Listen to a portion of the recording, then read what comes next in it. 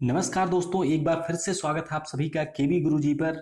मैं हूं केबी और आज के इस वीडियो में हम भारत की जितनी भी पर्वत श्रेणियां हैं उन सारी पर्वत श्रेणियों के बारे में बात करेंगे।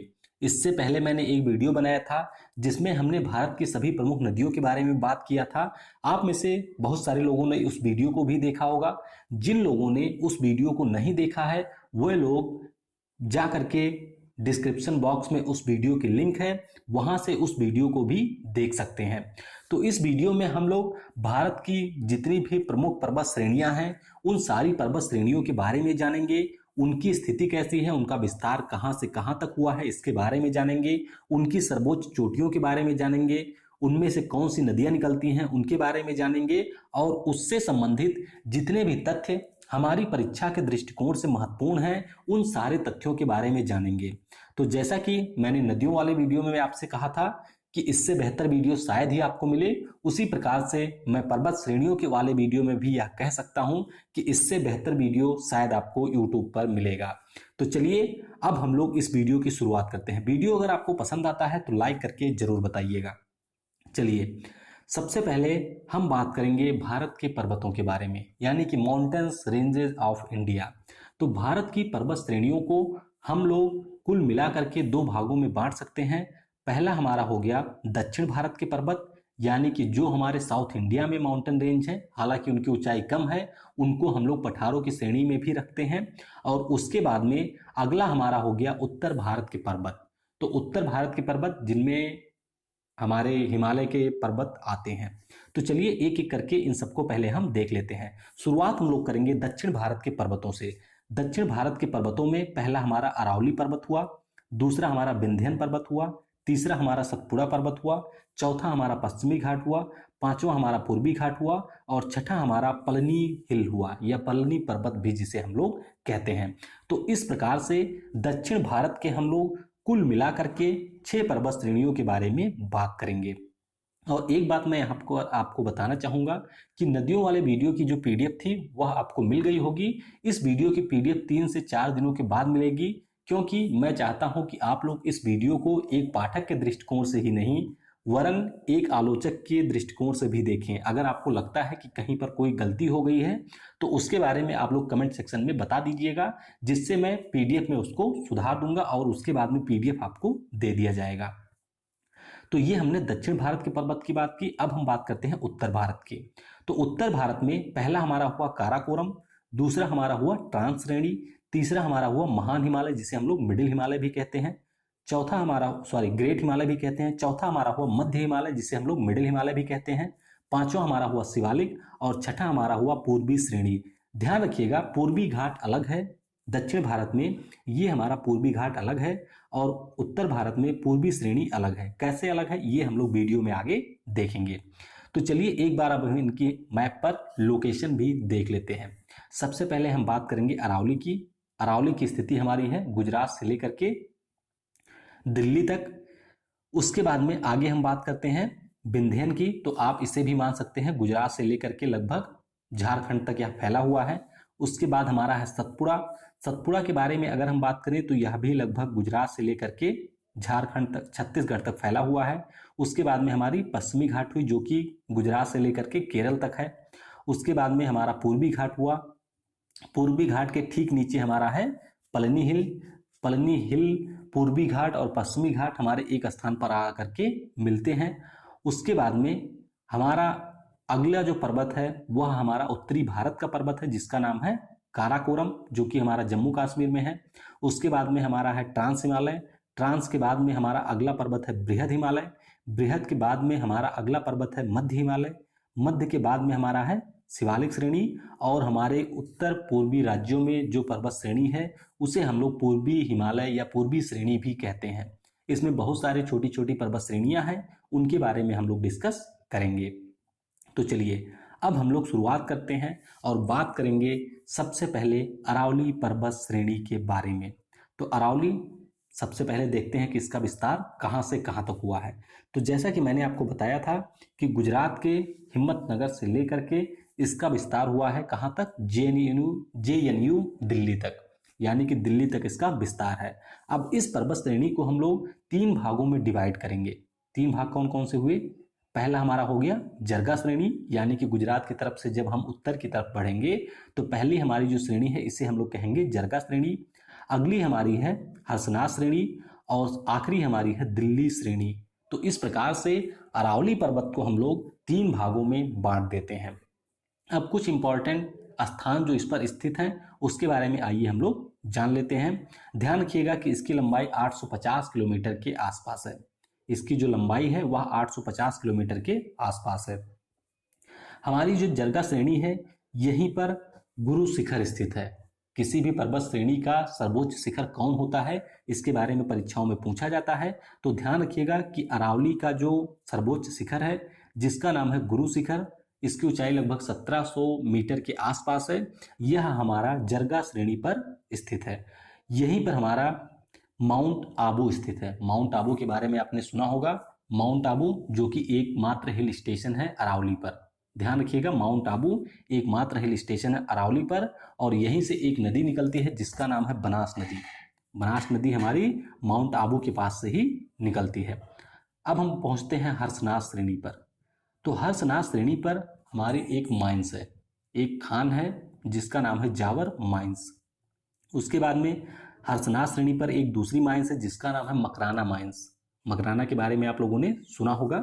और तीसरी हमारी जो माइंस है वह दिल्ली श्रेणी के लगभग आसपास है। इसका नाम है खेतड़ी माइंस। तो इन माइंस में क्या क्या उत्पादन किया जाता है इसके बारे में अभी हम लोग देखेंगे। और दिल्ली श्रेणी में हमारा एक पर्वत है जिसे हम लोग कहते हैं रायसीना हिल। रायसीना हिल दिल्ली में स्थित है और आप में से बहुत सारे लोग इसके बारे में जानते भी होंगे। अब चलिए कुछ इंपॉर्टेंट फैक्ट भी देख लेते हैं। जैसे कि जैन धर्म का एक जो प्रसिद्ध मंदिर है जिसका नाम है दिलवाड़ा जैन मंदिर। दिलवाड़ा जैन मंदिर हमारा स्थित है माउंट आबू पर। ध्यान दीजिएगा, माउंट आबू पर हमारा दिलवाड़ा जैन मंदिर स्थित है। माउंट आबू राजस्थान का एकमात्र हिल स्टेशन है। मीठे पानी की एक झील जिसका नाम नक्की है वह भी यहीं पर स्थित है। IPS training centre, IPS training centre जो कि पहले था माउंट आबू पर, जो पहले था माउंट आबू पर, अब वह हैदराबाद में चला गया है। और इस स्थान पर जहां पर आईपीएस ट्रेनिंग सेंटर था वहां पर आंतरिक सुरक्षा अकादमी यानी कि इंटरनल सिक्योरिटी एकेडमी को यहां पर बना दिया गया है। हमने बात की थी माइंस के बारे में, तो आइए देख लेते हैं कि इन माइंस से किन किन चीज़ों का उत्पादन किया जाता है। जावर माइंस से जो कि उदयपुर में है, यहाँ पर आपको मिलेगा जिंक, लेड और सल्फर। जिंक, लेड और सल्फर। अगला हमारा हुआ मकराना माइंस जहां से मिलता है सफेद संगमरमर और ऐसा माना जाता है कि ताजमहल के निर्माण में जिस संगमरमर का प्रयोग किया गया है वह मकराना माइंस से ही लाया गया था। फिर हमारा अगला है खेतड़ी माइंस। अगला हमारा है खेतड़ी माइंस जहां पर मिलता है कापर। ध्यान रखिएगा कि खेतड़ी के ही एक राजा थे। खेतड़ी के एक राजा थे जो कि स्वामी विवेकानंद के बहुत अच्छे मित्र थे और इन्हीं के द्वारा विवेकानंद को स्वामी की उपाधि दी गई थी जब वह विश्व हिंदू सम्मेलन के लिए शिकागो गए थे। तो उस समय इनको खेतड़ी के राजा के द्वारा ही स्वामी की उपाधि दी गई थी। अरावली जो हमारा है वह दुनिया का सबसे प्राचीन वलित पर्वत है। अरावली पर्वत की जो सबसे ऊंची चोटी है उसका नाम है गुरु शिखर। वलित पर्वत क्या होता है? अगर आप लोगों ने भूगोल को पढ़ा होगा डिटेल में तो आपको पता होगा। जिनको नहीं पता है उनको मैं बता दूं कि ये फोल्डेड माउंटेन होते हैं जो इस प्रकार से फोल्ड होते हैं। यानी कि मान लीजिए ये हमारा सिंपल हुआ कोई स्थलखंड और इस पर दोनों तरफ से अगर हम फोर्स लगाएंगे, जैसे आप स्प्रिंग को देखे होंगे, तो फोर्स लगाएंगे तो इसमें क्या होता है, वलन पड़ जाता है। इसी को हम लोग कहते हैं वलित पर्वत। तो यह अवश्य ध्यान रखिएगा कि जो अरावली है वह संपूर्ण दुनिया की, संपूर्ण विश्व की एकमात्र वलित पर्वत श्रेणी है। तो यहाँ पर अरावली के बारे में हमने डिस्कस किया। अब चलिए आगे बढ़ते हैं और बात करते हैं विंध्यन पर्वत श्रेणी के बारे में। तो सबसे पहले देखते हैं कि इसका विस्तार कहाँ से कहाँ तक हुआ है।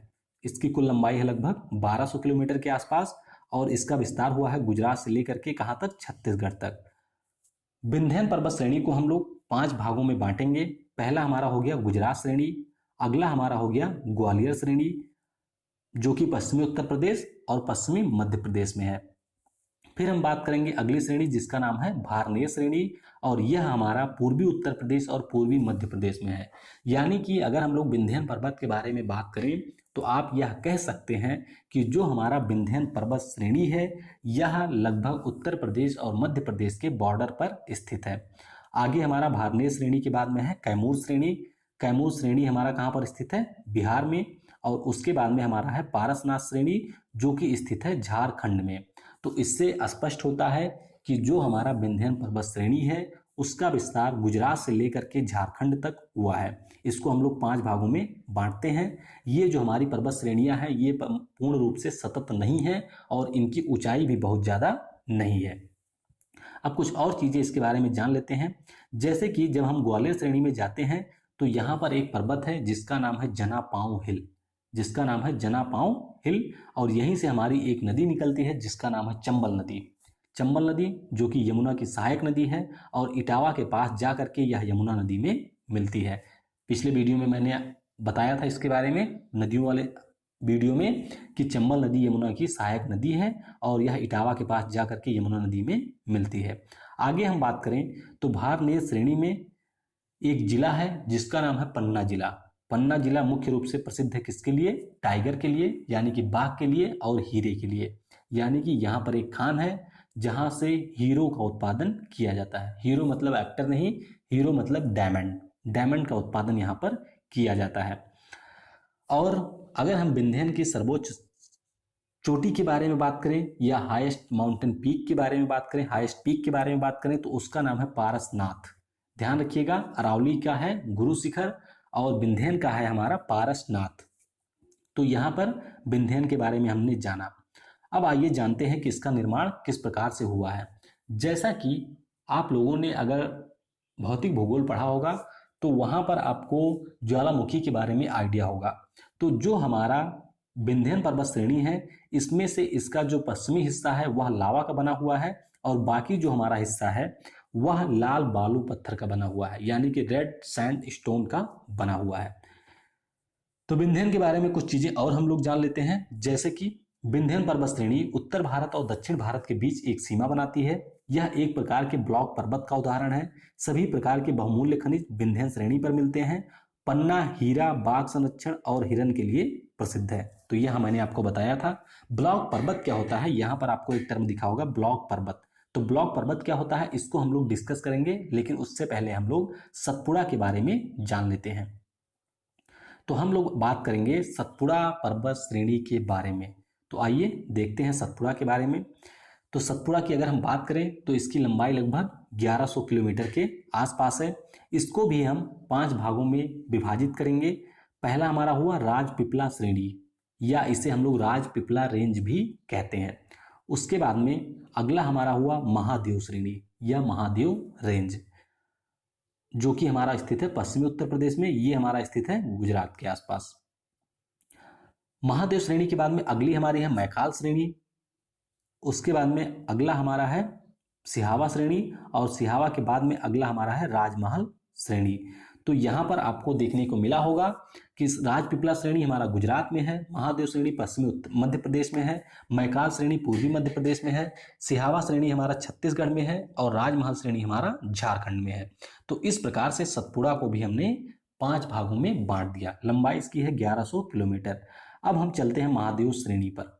महादेव श्रेणी पर एक हमारा पर्वत शिखर स्थित है जिसे हम लोग कहते हैं धूपगढ़, और धूपगढ़ हमारा सतपुड़ा पर्वत श्रेणी का सर्वोच्च शिखर है। ध्यान रखिएगा कि जो हमारा धूपगढ़ है वह सतपुड़ा श्रेणी का सर्वोच्च पर्वत शिखर है। आगे हम लोग बढ़ें तो यहीं पर धूपगढ़ के पास से, बैकाल जिले के पास से हमारी एक नदी निकलती है जिसका नाम है ताप्ती नदी, जिसका नाम है ताप्ती नदी। और आपने सुना होगा कि जो हमारी नर्मदा नदी है और ताप्ती नदी है, ये दोनों नदियां भ्रंश घाटियों से होकर के बहती हैं, रिफ्ट वैले। तो रिफ्ट वैले क्या होता है इसके बारे में मैं अभी आपको बताऊंगा जब हम लोग डिस्कस करेंगे ब्लॉक पर्वत को। तो ताप्ती नदी के किनारे ही हमारा एक महत्वपूर्ण शहर स्थित है जिसका नाम है सूरत। यहीं पर हमारा एक मात्र हिल स्टेशन स्थित है जिसका नाम है पंचमढ़ी हिल स्टेशन। परीक्षाओं में पूछा जाता है कि पंचमढ़ी कहाँ पर स्थित है, तो पंचमढ़ी हमारा सतपुड़ा पर्वत श्रेणी पर स्थित है।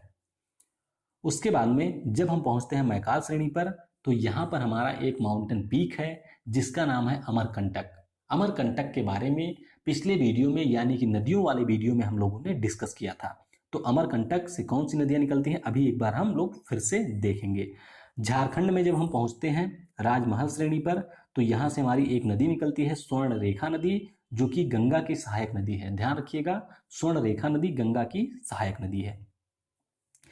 तो अब हम लोग अमरकंटक जिसके बारे में डिस्कस किया, इसके बारे में भी थोड़ा देख लेते हैं। अमरकंटक से हमारी 3 नदियां निकलती हैं। पहली हमारी हो गई नर्मदा नदी, दूसरी हमारी हो गई सोन नदी, और तीसरी हमारी हो गई गंगा नदी, सॉरी सोन नदी जो कि गंगा में जाके मिलती है। तीसरी हमारी हुई महानदी। तीसरी हमारी कौन सी नदी है? महानदी। तो यहाँ पर अमरकंटक के बारे में हम लोगों ने जान लिया। अब हम आगे बढ़ते हैं और बात करते हैं पश्चिमी श्रेणी की। लेकिन उससे पहले मैंने आपको कहा था ब्लॉक पर्वत क्या होता है, इसके बारे में मैं आपको बताऊंगा। देखिए, मान लीजिए कि ये हमारा कोई स्थल खंड हुआ, ये हमारा कोई स्थल खंड हुआ।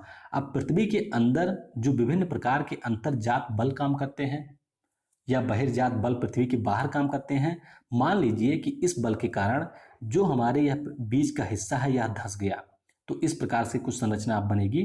ध्यान दीजिएगा, कुछ इस प्रकार की संरचना आपको दिखाई देगी। तो अगर हम विंध्यन की बात करें और हम बात करें सतपुड़ा की, जैसे ये अगर हमारा उत्तर हो गया, ये हमारा दक्षिण हुआ, तो ये हमारा हो गया विंध्यन और ये हमारा हुआ सतपुड़ा। मुख्य रूप से ये हमारे कोई पर्वत श्रेणियां नहीं हैं। क्यों? क्योंकि अब यहां पर अगर कोई व्यक्ति खड़ा होगा, जो हिस्सा धंस गया है, तो उसे यहां से ये दोनों पर्वत के समान दिखाई देंगे, क्योंकि ये बीच वाला जो हिस्सा धंस गया है। इस बीच वाले धंसे हिस्से को हम कहते हैं भ्रंश घाटी, और यहीं से हमारी नर्मदा और ताप्ती नदियां होकर के बहती हैं आसपास के भ्रंश घाटियों से। और अगर हम बात करते हैं विंध्यन और सतपुड़ा को, तो ये दोनों ब्लॉक पर्वत हैं, क्योंकि ये कोई पर्वत नहीं है, इनके बगल का हिस्सा धंस गया, इसीलिए ये पर्वत के समान उभरे हुए प्रतीत होने लगे हैं। तो आई थिंक आपको समझ में आ गया होगा कि ब्लॉक पर्वत क्या है और भ्रंश घाटियां क्या है। अब हम लोग आगे बढ़ते हैं और बात करते हैं पश्चिमी श्रेणी, यानी कि पश्चिमी घाट जिसे हम लोग कहते हैं, या वेस्टर्न घाट भी इसे हम लोग कहते हैं। तो चलिए देखते हैं पश्चिमी श्रेणी को। पश्चिमी श्रेणी का विस्तार हुआ है महाराष्ट्र से लेकर के तमिलनाडु तक। कहाँ से कहाँ तक? महाराष्ट्र से लेकर के तमिलनाडु तक। इसको हम लोग मुख्य रूप से 3 भागों में बांटेंगे। पहला हमारा हो गया महाराष्ट्र श्रेणी, दूसरा हमारा हो गया कर्नाटक श्रेणी, और तीसरा हमारा हो गया अनामलाई श्रेणी। तीसरा हमारा क्या हो गया? अनामलाई श्रेणी। अब कुछ महत्वपूर्ण स्थानों के बारे में हम बात कर लेते हैं। जैसे कि महाराष्ट्र में इस पर्वत पर एक चोटी है, इस पर्वत श्रेणी पर एक चोटी है जिसका नाम है कालसुबई, जिसका नाम है कालसुबई। और ध्यान रखिएगा कि कालसुबई महाराष्ट्र का सर्वोच्च पर्वत शिखर है। कालसुबई महाराष्ट्र का सर्वोच्च पर्वत शिखर है। उसके बाद में हम पहुंचते हैं कर्नाटक श्रेणी में। तो यहाँ पर भी एक पर्वत श्रेणी है जिसका नाम है कुद्रेमुख। कर्नाटक में एक पर्वत श्रेणी है जिसका नाम है कुद्रेमुख, और यहीं पर हमारा एक पर्वत है जिसका नाम है बाबा बुदन पर्वत। बाबा बुदन कौन थे? बाबा बुदन एक सूफी संत थे जो कि आए थे कहाँ से? अरब से, और इन्होंने भारत में सबसे पहले कॉफी का उत्पादन किया था।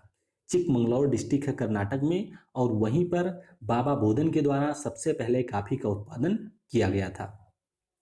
फिर हम लोग पहुंचते हैं अनामलाई श्रेणी पे। तो यहाँ पर हमारा स्थित है अनाईमुदी। अनाईमुदी हमारे पश्चिमी श्रेणी का सर्वोच्च शिखर है। ध्यान रखिएगा कि अनाईमुदी जो है वह सर्वोच्च शिखर है हमारी पर्वत श्रेणी का, और यह हमारा स्थित है केरल के आसपास। और यहीं पर अनामलाई श्रेणी पर ही स्थित है हमारी शांत घाटी, जिसे हम लोग साइलेंट वैली भी कहते हैं, और यह मुख्य रूप से पूरे विश्व में जैव विविधता के लिए, दैट मीन्स बायोडाइवर्सिटी के लिए प्रसिद्ध है। हम लोग आगे बढ़ते हैं तो यहीं पर हमारा अगस्तमलाई जो कि एक बायोस्फीयर रिजर्व है। आगे हम लोग बढ़ते हैं तो ये जो बाद का पश्चिमी घाट का हिस्सा है इसे हम लोग कहते हैं इलायची पर्वत, कार्डमम हिल। आपको पता होगा कि जब हमारा आया था कौन? Vasco da Gama. तो वास्को डिगामा कालीकट पे जब उतरा था तो यही वह क्षेत्र था जहां पर वह उतरा था, और यहाँ से क्या लेके गया था? वह मसाला, और उसी मसालों के व्यापार पर उसने 60% से ज़्यादा या 60 गुने से ज़्यादा मुनाफा प्राप्त किया था, और उसी को देख के बाकी यूरोपियन भी भारत में आए थे। तो इसीलिए यहाँ पर मसालों के लिए प्रसिद्ध है, इलायची का उत्पादन होता है, इसीलिए इसे इलायची पर्वत या कार्डमम हिल भी कहते हैं। तो यहाँ पर अनामलाई श्रेणी हो गई, और इलायची पर्वत के बाद में नीचे हमारा नागरकोल की पहाड़ियाँ हैं। अगर आपसे पूछा जाए नागरकोल की पहाड़ियाँ कहाँ हैं, तो यह हमारी केरल में स्थित है। तो कुछ महत्वपूर्ण चीजें हम लोग जान लेते हैं। जैसे बाबा बुदन एक सूफी संत थे। अगस्तमलाई एक जीव मंडल निश्चय है, बायोस्फीयर रिजर्व है, जो कि यूनेस्को की वर्ल्ड हेरिटेज साइट की श्रेणी में शामिल है। शांत घाटी में सर्वाधिक जैव विविधता पाई जाती है। अनाईमुदी तमिलनाडु और दक्षिण भारत की सबसे ऊंची चोटी है। तो ये सारी चीजें हम लोगों ने यहाँ पर डिस्कस की। अब हम लोग आगे बढ़ते हैं और बात करते हैं पूर्वी घाट के बारे में। तो पूर्वी घाट, इसको हम लोग छोटे छोटे कई भागों में बांट सकते हैं। जैसे कि हमारा पहला हो गया दक्षिण में बिलीगिरी श्रेणी, उसके बाद में यहाँ पर हमारा हुआ शिवराय श्रेणी, और शिवराय के बाद में अगला हमारा हुआ जावरी श्रेणी। फिर बीच का जो हमारा हिस्सा हुआ उसे हम लोग पैकोंडा या बेलिकोंडा श्रेणी कहते हैं। और आगे हमारा हुआ नल्ला मल्ला श्रेणी, नल्ला मल्ला रेंज जिसे हम लोग कहते हैं। अगर हम बात करते हैं इसके शिखरों की, तो इसका एक जो हमारा शिखर है उसका नाम है अरमाकोंडा। उसके बाद में हमारा यहाँ पर एक शिखर है जिसका नाम है निमयगिरी और महेंद्रगिरी। ध्यान रखिएगा कि जो महेंद्रगिरी है वह पूर्वी घाट का सर्वोच्च पर्वत चोटी है, सर्वोच्च पर्वत चोटी है, जिसका नाम है महेंद्रगिरी या महेंद्र बाहुबली भी आप लोग कह सकते हैं। विस्तार इसका हुआ है कहाँ से? उड़ीसा से। और जो हमारा महानदी है वह यहीं से होकर के गुजरती है। जहां पर हमारी पूर्वी घाट समाप्त होती है वहीं से हमारी महानदी होकर के गुजरती है। मैंने अभी आपको पश्चिमी घाट के बारे में बताया और अब हम लोग पूर्वी घाट के बारे में जान रहे हैं। यहाँ पर एक चीज मैं आपको बता देना चाहूंगा कि जो हमारा पश्चिमी घाट है, पश्चिमी घाट हमारा पूरी तरीके से कॉन्टिन्यूअस है, यानी कि सतत है। लेकिन अगर हम लोग पूर्वी घाट के बारे में बात करें तो पूर्वी घाट हमारा कॉन्टिन्यूअस नहीं है, जैसा कि मैंने आपको यहाँ पर दिखाया है। इसके बीच में काफी गैप है। गैप का कारण क्या है? क्योंकि जितने भी हमारी प्रायद्वीपीय नदियां हैं, पिछले वीडियो में हमने देखा था, वह सारी पश्चिम से पूरब की ओर बहती हैं और उन नदियों ने यहाँ पर काफी कटाव किया। चाहे हम गोदावरी की बात करें, कृष्णा की बात करें, कावेरी की बात करें, तो इन नदियों के द्वारा यहाँ पर काफी कटान किया गया है, जिसके कारण जो हमारी पूर्वी घाट पर्वत श्रेणी है यह पूरी तरीके से सतत नहीं है। मैंने आपको एक चीज बताया था कि पूर्वी घाट, पश्चिमी घाट और पलनी हिल जिस स्थान पर मिलते हैं उसे हम लोग कहते हैं नीलगिरी। इसे नीलगिरी नॉट या नीलगिरी गांठ के नाम से भी जाना जाता है। अब पूर्वी घाट के बारे में कुछ तथ्यों को डिस्कस कर लेते हैं। जैसे कि इसका विस्तार हुआ है उड़ीसा, आंध्र प्रदेश और तमिलनाडु, इसके अलावा कर्नाटक तक इसका विस्तार हुआ है। कुल मिलाकर के 4 राज्यों में इसका विस्तार हुआ है। इसका जो सर्वोच्च पर्वत शिखर है उसका नाम है अरामाकोंडा। सॉरी, मैंने महेंद्रगिरी बता दिया था। तो इसका जो सर्वोच्च पर्वत शिखर है यह है अरमाकोंडा। वैसे इसको लेकर के मेरे मन में थोड़ा सा कंफ्यूजन है, तो आप लोग कृपया करके अगर आपको कंफर्म पता होगा तो आप इसको कमेंट सेक्शन में जरूर बताइएगा। अगला, यह पश्चिमी घाट से पुरानी पर्वत श्रृंखला है। अगर आपसे पूछा जाता है कि पश्चिमी घाट और पूर्वी घाट में सबसे पुरानी पर्वत श्रृंखला कौन है, तो आप लोग बताएंगे कि पश्चिमी घाट जो है हमारी, वह सबसे पुरानी पर्वत श्रृंखला है। सॉरी, पश्चिमी घाट से पुरानी पर्वत श्रृंखला पूर्वी घाट है। और गोदावरी, महानदी, कृष्णा, कावेरी नदियां इसको काटती हैं, इसीलिए यह हमारा सतत नहीं है। पश्चिमी और पूर्वी घाट जहां पर मिलते हैं उसे कहा जाता है नीलगिरी, और इसकी लंबाई 800 किलोमीटर के आसपास है। तो ये हमने डिस्कस किया। अब जो हमारी दक्षिण भारत की आखिरी पर्वत श्रेणी है जिसका नाम है पलनी हिल्स। पलनी हिल्स के बारे में आइए जानते हैं। थोड़ा सा यहाँ पर हमें डिस्कस करना है। छोटी सी पर्वत श्रेणी है, जैसे कि नीलगिरी नॉट पर ही सबसे ऊंची पर्वत श्रेणी है जिसका नाम है दोदा बेटा। कभी आपसे पूछा जाए कि नीलगिरी पर्वत श्रेणी की सर्वोच्च चोटी कौन सी है, तो उसका नाम है हमारा दोदा बेटा। पलनी हिल पर ही हमारी एक और पर्वत श्रेणी है जिसका नाम है बम्बार्डी 16। तो इसकी कुल लंबाई 150 किलोमीटर के आसपास है। अगर हम बात करें तो इसका विस्तार हुआ है तमिलनाडु और आंध्र प्रदेश में इसका विस्तार है। सर्वोच्च पर्वत शिखर जो इसका है उसका नाम है बम्बार्डी 16। इसका सर्वोच्च शिखर है बम्बार्डी 16। और नीलगिरी की जो सर्वोच्च चोटी है उसका नाम है दोदा बेटा। ध्यान रखिएगा कि दोदा बेटा जो हमारा है वह दक्षिण भारत के सर्वोच्च पर्वत श्रेणियों में दूसरे स्थान पे है। पहला हमारा था अनाईमुदी जो कि पश्चिमी घाट पर था, उसके बाद में दूसरा हमारा हुआ दोदा बेटा जो कि नीलगिरी पर है।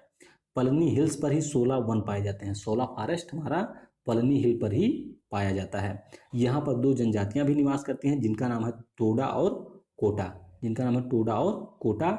और यहाँ पर चाय और कॉफी का उत्पादन किया जाता है। तो ये सारी चीजें हम लोगों ने यहाँ पर जान ली पलनी हिल के बारे में। अब दक्षिण भारत की पर्वत श्रेणियां यहाँ पर समाप्त होती हैं। हम लोग आगे बढ़ते हैं और बात करते हैं जो हमारे अगली पर्वत श्रेणियां हैं, यानी कि हिमालय की जो पर्वत श्रेणियां हैं उनके बारे में जानते हैं। तो सबसे पहले उसी क्रम में हम बात करेंगे काराकोरम के बारे में। काराकोरम विस्तार मैंने आपको दिखा दिया था, यहाँ पर आप लोग इस इमेज में फिर से एक बार देख सकते हैं। तो काराकोरम को भी हम लोग दो भागों में बांट सकते हैं। जो हमारा ये पूरा कैलाश श्रेणी है यह हमारा आ जाता है चीन में, और बाकी का जो पश्चिमी हिस्सा है यह हमारा होता है कहाँ पर, भारत में। और कैलाश श्रेणी जो मुख्य रूप से है वो है तिब्बत में, लेकिन वर्तमान में तिब्बत पर भी कब्जा किसका है, चीन का। तो इसीलिए कैलाश श्रेणी और चीन का जो पूरा रीजन है इसे हम लोग चीन में ही मानेंगे। काराकोरम की जो सर्वोच्च चोटी है जिसका नाम है केटू, या इसे हम लोग गाडविन ऑस्टिन भी कहते हैं, और यह हमारा स्थित है पाक ऑक्युपाइड कश्मीर पर। काराकोरम पर्वत श्रेणी पर कुछ हमारे ग्लेशियर भी पाए जाते हैं, यानी कि हिमखंड भी पाए जाते हैं। इनके नाम आपसे पूछे जा सकते हैं, तो आइए इन ग्लेशियरों के नाम को भी हम थोड़ा सा यहाँ पर जान लेते हैं। जैसे कि सियाचिन ग्लेशियर। सियाचिन ग्लेशियर तो आपको पता होगा, यह विश्व का सर्वोच्च युद्ध मैदान है, और सियाचिन ग्लेशियर पर कब्जा है किसका, भारत का। 1984 में भारतीय सेना के द्वारा सियाचिन की ग्लेशियर पर कब्जा किया गया था। सियाचिन के बाद में अगला हमारा है रोंगफुक। सियाचिन के जस्ट बाद में अगला हमारा है रोंगफुक। उसके बाद में अगला हमारा है बोल्ट क्रो। फिर हमारा अगला है जिसका नाम है बायफो। तो ये क्रम आप लोग ध्यान रख सकते हैं। सबसे पश्चिम में है सियाचिन, उसके बाद में है रोंगफुक, उसके बाद में है बोल्ट क्रो, और लास्ट में हमारा है बायफो। तो ये हमने जाना काराकोरम के बारे में। कैलाश श्रेणी की बात करें तो कैलाश श्रेणी पर ही है हमारा मानसरोवर झील। मानसरोवर के बारे में नदियों वाले वीडियो में हमने डिस्कस किया था कि यहाँ से कुल मिलाकर के 3 नदियां निकलती हैं, ब्रह्मपुत्र, सिंधु और सतलज। तो ये हमने डिटेल में डिस्कस किया था। तो चलिए कुछ फैक्ट और जान लेते हैं इसके बारे में। इसकी औसत ऊंचाई है 6500 मीटर के आसपास। यहाँ पर इतनी ज़्यादा ऊंचाई है इसीलिए किसी भी प्रकार का कोई हिल स्टेशन यहाँ पर नहीं स्थित है। सर्वोच्च चोटी की बात करें तो इसका नाम है गॉडविन ऑस्टिन। क्या नाम है इसका, इसका नाम है गॉडविन ऑस्टिन। कश्मीर की सर्वोच्च और दुनिया की यह दूसरी सर्वोच्च चोटी है। कश्मीर की यह सर्वोच्च चोटी है, और माउंट एवरेस्ट के बाद में यह दुनिया की दूसरी सर्वोच्च चोटी है। निर्माण की अगर हम बात करें तो इसका निर्माण हुआ है ग्रेनाइट और नीस नामक चट्टानों से। ग्रेनाइट और नीस नामक चट्टानों से इसका निर्माण हुआ है। भारतीय सेना द्वारा सियाचिन पर 1984 में कब्जा किया गया था। तो यह मैंने आपको बता ही दिया। अब हम लोग थोड़ा सा देख लेते हैं किसके बारे में, मानसरोवर के बारे में। तो जैसा कि मैंने आपको बताया कि यहाँ से 3 नदियां निकलती हैं। पहला हमारा हो गया राकसताल। राकसताल से हमारी निकलती है सतलुज नदी। उसके बाद में अगला हमारा हुआ मानसरोवर। मानसरोवर पर हमारा जो एक ग्लेशियर है जिसका नाम है चेमयुंगडंग ग्लेशियर, जहाँ से हमारी निकलती है ब्रह्मपुत्र नदी। उसके बाद में ऊपर हमारा हो गया शेरमुख। शेरमुख से हमारी निकलती है सिंधु नदी। तो इस प्रकार से यहाँ से 3 नदियां निकलती हैं। ध्यान रखिएगा कि शेरमुख को भारत में हम शेरमुख कहते हैं, तिब्बत में इसे चेमोलुंगपा कहते हैं, और नेपाल में इसे हम लोग सागर माथा कहते हैं। नेपाल में इसे हम सागर माथा कहते हैं। तो ये चीजें हमने डिस्कस की। अब चलिए हम बात करते हैं अगली पर्वत श्रेणी की जिसका नाम है ट्रांस हिमालय। जिसका नाम है ट्रांस हिमालय। तो ट्रांस हिमालय यहाँ पर आप लोग देख सकते हैं। इसको हम लोग 2 भागों में बांटते हैं। पहला हमारा हो गया लद्दाख, जो कि हमारा स्थित है जम्मू कश्मीर में, और अगला हमारा पूरा रीजन चला जाता है तिब्बत में। जम्मू कश्मीर में जो हमारे भारत का सबसे ठंडा स्थान है द्रास, वह इसी पर्वत श्रेणी पर स्थित है। ध्यान रखिएगा कि जो हमारा द्रास है वह ट्रांस हिमालय पर स्थित है। कहाँ पर, जम्मू कश्मीर में, लद्दाख क्षेत्र में, और यह भारत का सबसे ठंडा हिस्सा है। तो औसत ऊंचाई की बात करें तो इसकी औसत ऊंचाई है 64 किलोमीटर के आसपास।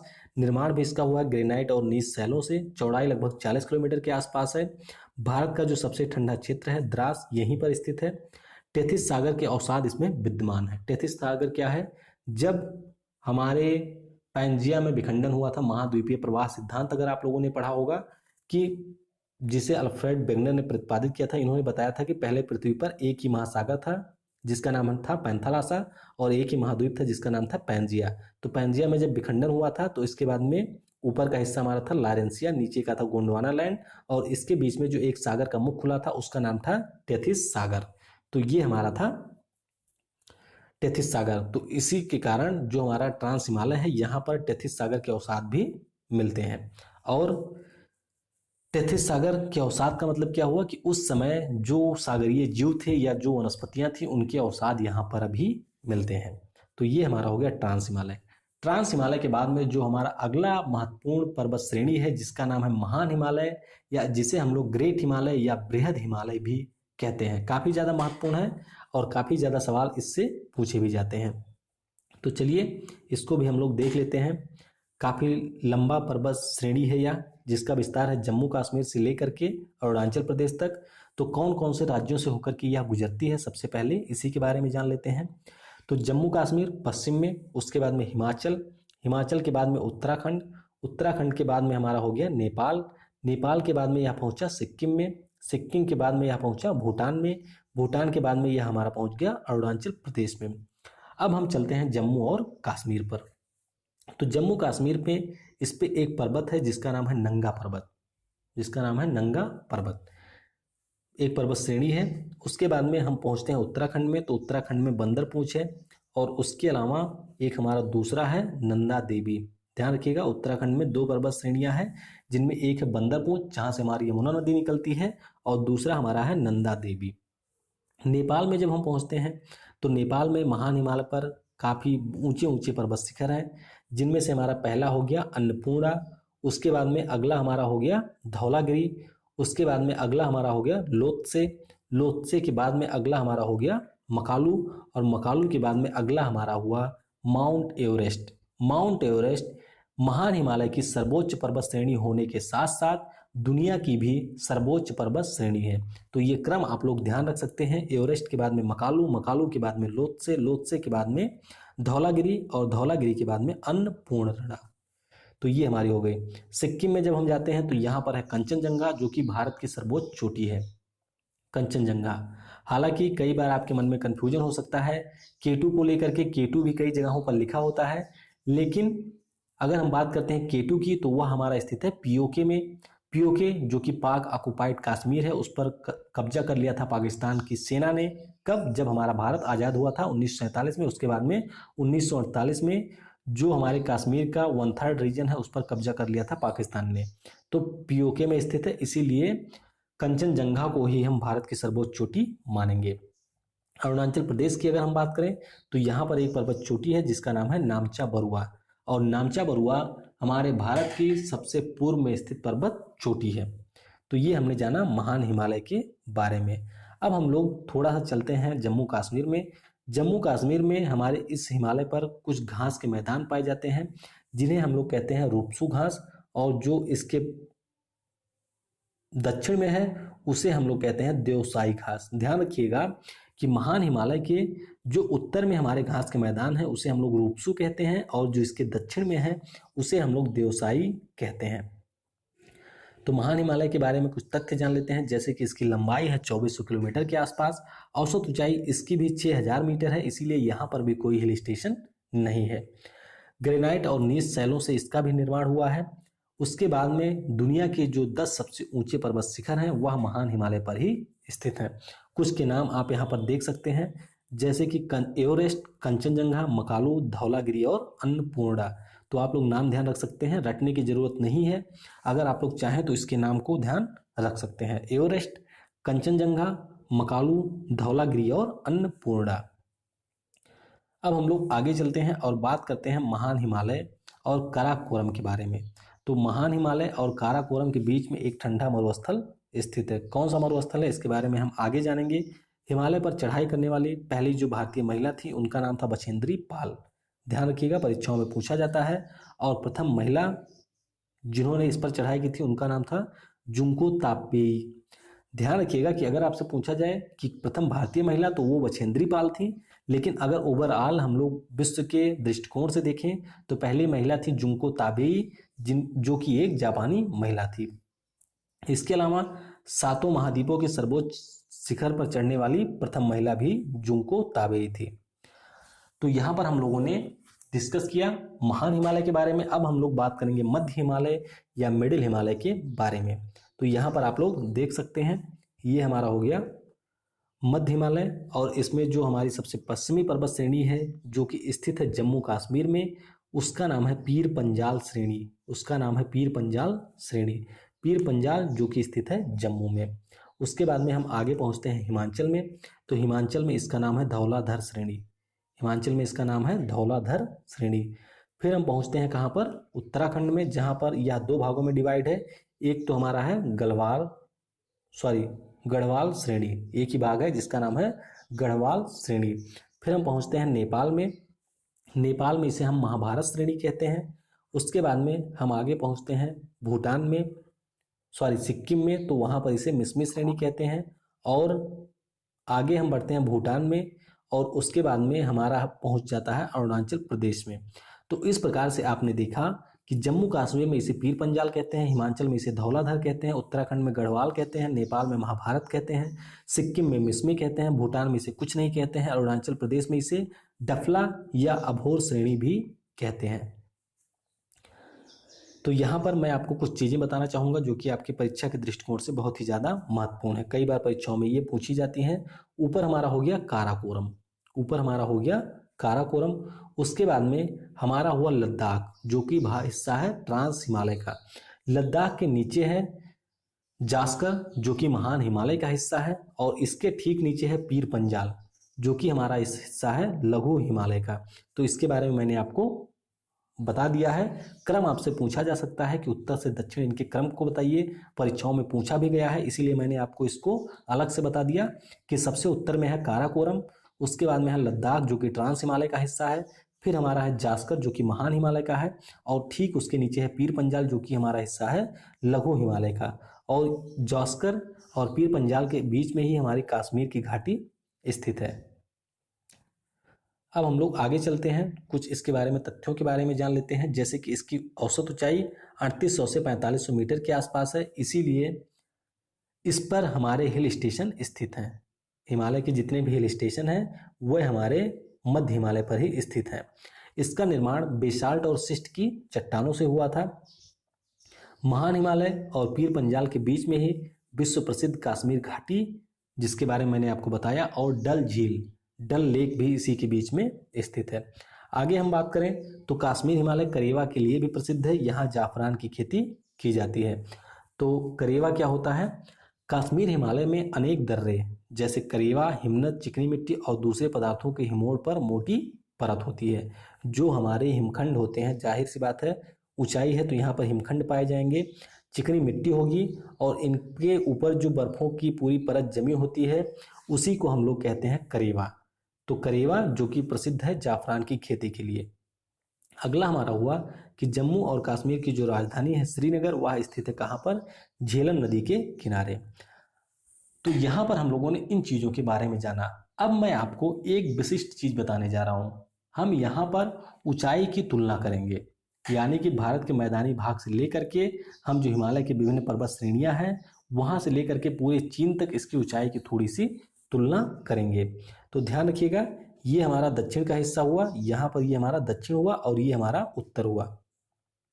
तो सबसे पहला जो हमारा हुआ यह सिंधु गंगा का मैदान हो गया, यानी कि वर्तमान में जहाँ पर हम लोग हैं, जो लोग उत्तर प्रदेश, बिहार या इन सब मैदानी भागों से इस वीडियो को देख रहे होंगे, उनकी ऊंचाई इस प्रकार से है। उसके बाद में हम थोड़ा सा आगे बढ़ेंगे शिवालिक या बाह्य हिमालय की, तो इसकी ऊंचाई हम लोगों से थोड़ी सी ज़्यादा है। हम थोड़ा सा और आगे बढ़ेंगे तो यहाँ पर आपको मिलेगा मध्य हिमालय। मध्य हिमालय के बाद में बृहद हिमालय जिसकी ऊंचाई सर्वाधिक है। बृहद हिमालय के बाद में हमारी हो गई लद्दाख श्रेणी। लद्दाख श्रेणी के बाद में हमारी हो गई कैलाश श्रेणी, और ये जो बीच का पूरा हिस्सा है जो आपको मेज की तरह से दिखाई दे रहा है पूरा समतल, ये तिब्बत का पठार हो गया, और लास्ट में हमारी कुनलुन की ढाल हो गई। तो यहाँ पर आप लोग ऊंचाई की थोड़ी सी कंपैरिजन कर सकते हैं। अब हम लोग आगे बढ़ते हैं और बात करते हैं शिवालिक श्रेणी के बारे में। तो शिवालिक श्रेणी की बात करें तो यह भी पूरी तरीके से कॉन्टिन्यूअस नहीं है, और जैसे जैसे हम पूरब की ओर बढ़ते जाते हैं यह जाकर के हमारी महान हिमालय में मिल जाती है। तो शिवालिक श्रेणी जो कि पश्चिम में जम्मू कश्मीर और पंजाब की बाउंड्री पर स्थित है।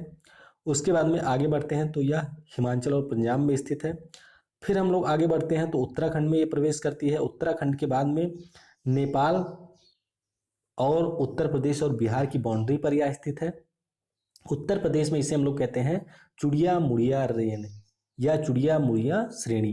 बिहार में इसे हम लोग कहते हैं सोमेश्वर श्रेणी। बिहार में इसे हम लोग कहते हैं सोमेश्वर श्रेणी।